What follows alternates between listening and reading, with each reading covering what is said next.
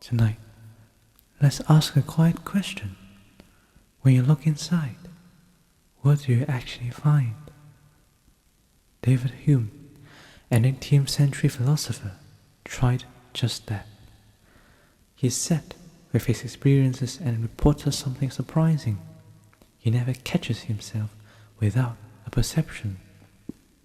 There's always a sight, a sound, a feeling, a thought, never a separate self behind them. From this, he drew a bold line. What we call the self is not a single enduring thing, but a bundle of constantly changing perceptions. Hume's picture is simple. Think of the mind as a theatre. On stage, scenes appear and fade, sensations, memories, emotions, ideas. The show is vivid and continuous, but there's no fixed actor outside the play pulling the strings. The apparent stability comes from how the scenes link. We associate similar ideas. We expect one thing to follow another. We remember past episodes. From these ties, resemblance, contiguity, and cause and effect, we stitch a story of me. So why do we feel so certain there's a single owner of all this? Hume says, it's the smooth flow. Memory lets today's perceptions call up yesterday's. Habits make sequences feel natural.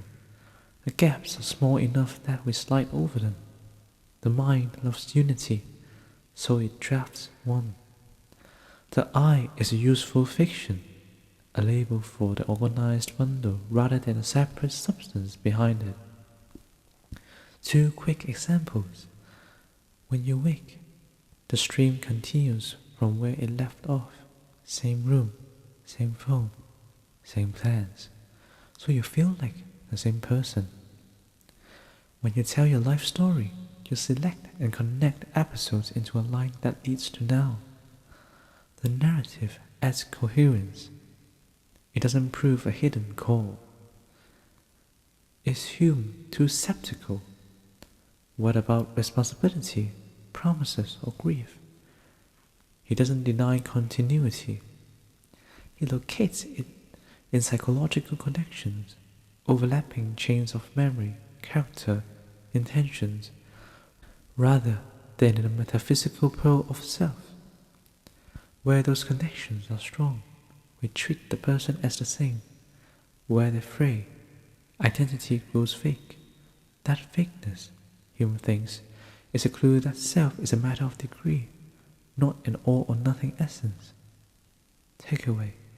For Hume, the self is what the mind is doing, moment by moment, a bundle whose threads are perceptions tied together by memory and habit.